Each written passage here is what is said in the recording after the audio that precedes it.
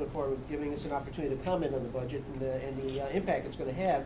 For us, this is year by far one of the most difficult budgets to comment on from our perspective, largely because there's not only the extent of the cuts, but the lack of specificity in our particular area of the budgeting.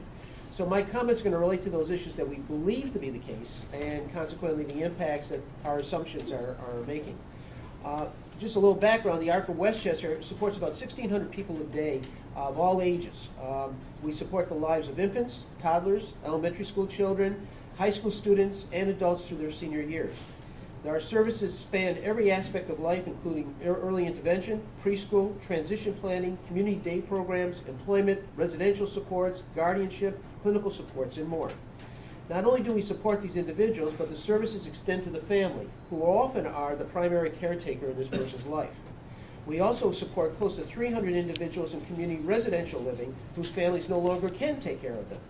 Our guardianship program is the largest in the state of New York, providing families with a family-like oversight and caretaking for people who no longer have families who are available to them. So the extent of our services have been largely built on families who we believe are the best caretakers. And when they can no longer do so, then we must step in and be their family. Now, with that being said, it's anticipated that the New York State budget itself, with a gap of $10 billion, is going to have unprecedented impact on what we're doing. And the stability of the state, as well as the stability of our services, are all linked. And where it gets linked, and it gets to be rather concerning to us, is how that linkage can either continue to protect the health and safety of our folks, or where it starts jeopardizing it. And I have left behind in the folder some real specific recommendations too, so that it would be helpful regarding these comments. So what do we think we know and heard about Medicaid and other kinds of funding for services for our children and adults with developmental disabilities? Well, the governor's budget calls for about a $200 million hit to voluntary agencies in the state of New York, purportedly to be about a 6% cut. However, we believe the impact is understated, because when there's a cut in the federal part of the matching to state operations, the cut actually spills over even more to our consumers. So we believe that the cut's more in the area of 8%. So let's give some context to that. What does it mean? Well, fact number one, over 90% of the revenue for services that we provide come through Medicaid. So gives you an idea that, to give you a context, in hospitals, only 28% of their revenue comes from Medicaid. That means the cut in Medicaid to our services actually is disproportionate. It's 3 times what the hospitals will be taking if you use the same figure of 6%. Fact number two, 75% of the revenue that we gain actually goes directly into direct care and clinical workers. These are the people that protect folks who are severely physically disabled, have medical conditions, behavioral problems, and they're totally relied on for all aspects of their daily life. These supports include all kinds of interventions to make sure that they're safe and healthy, that they have feeding, they have bathing, grooming, medication, as well as supervision in daily life. So inevitably, somebody's life is going to be negatively impacted with a reduction in support. Fact number three, when we have cuts in service funding, we must still provide those services based on Medicaid rules. So regardless of the amount of money in, we still have to provide those services. The opportunities for things to go very wrong with reduced funding is extremely high. In the past few years, we've had a number of stories of tragedies, and we only have to think back to the year 2009 when a state-run group home actually went on fire and 4 people were killed, and it had largely to do with the thinking about how spending should have been done in that particular program.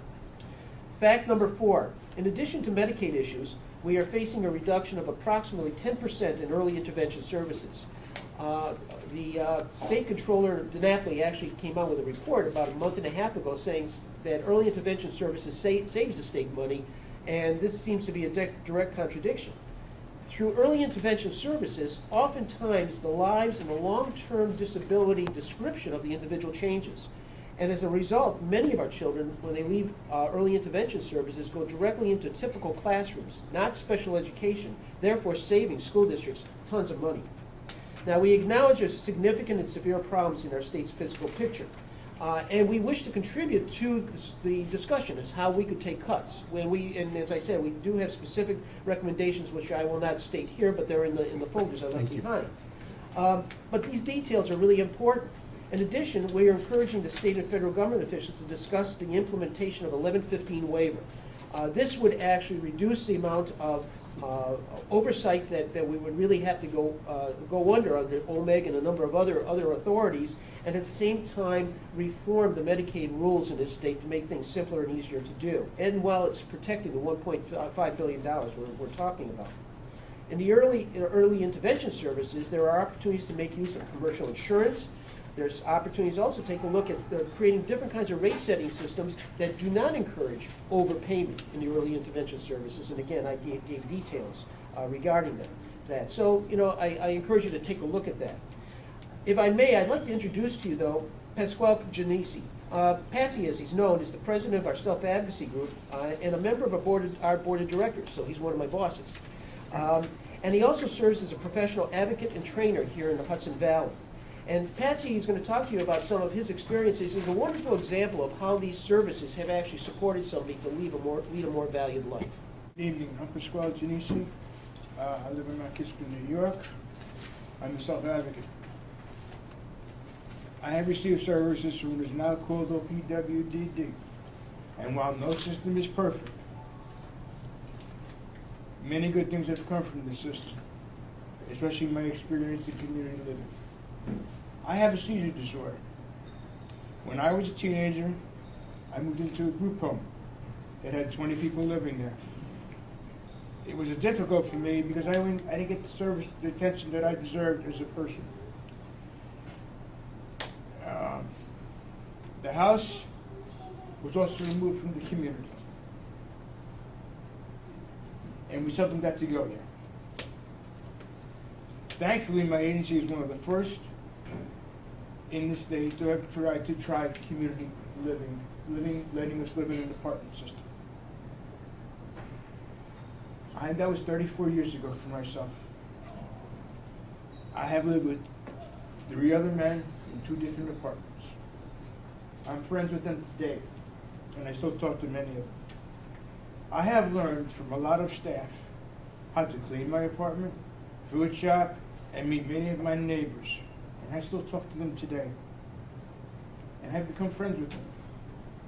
Where I live is my neighborhood. And I feel like I am part of my community. I met a woman 34 years ago, and we became friends. Later on, we married.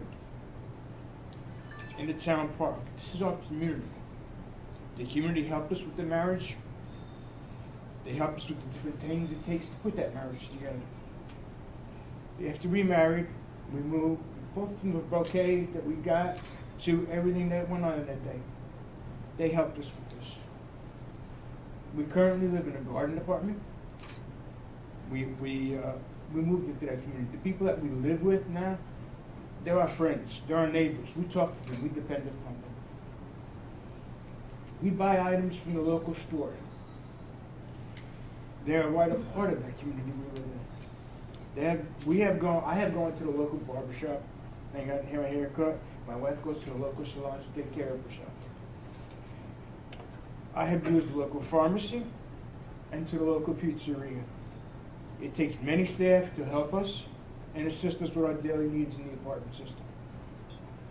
And I am grateful to all of them, even the ones that I may disagree with. I need them. They need us.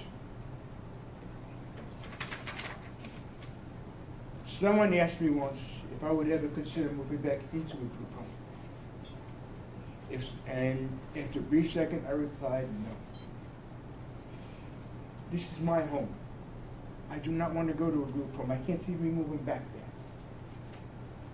there. If something should happen to my wife or myself, we still couldn't imagine it. I went back into a group home setting. People with disabilities are important members of the community they live in. They do many hours of volunteer work in the community, and they have jobs within that community. They have learned that they are important to the community they live in. However, if they aren't able to have the supports they need to be in that community, the town or the village or the community they live in, it wouldn't be fair to them either. They would lose out on that service from volunteers and employees of that town or village or jobs they're in. Thank you.